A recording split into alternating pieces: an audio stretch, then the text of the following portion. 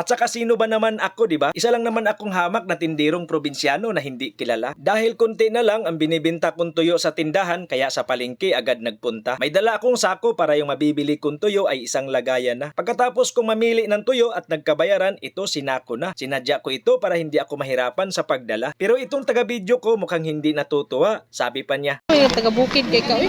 asa man ito eh. Walang nakakahiya dahil wala naman akong ginawang masama. At saka sino ba naman ako, di ba? Isa lang naman akong hamak na tindirong probinsyano na hindi kilala. Kaya dito sa kalublooban ng palengke, ako'y naglakad-lakad pa. Naghahanap ng isda na pwede kong malutong ulam pag uwi ko mamaya. Sa paglakad-lakad, napansin ko itong magandang tindira. Kaya imbis na isda ang aking hinahanap, sa karning manok ako napunta. Pero okay lang dahil ang karning manok na kanyang binibenta ay halata namang sariwa. Pagkatapos kong bumili, ako'y uuwi na. Dahil pagdating ko sa aking munting tindahan, itong binibili kong tuyo ay iriripak ko pa. Dahil nakarating ka rito, maraming salamat sa inyong panonood mga idolo. Pwede ba akong makahingi ng suporta? Pakipalo.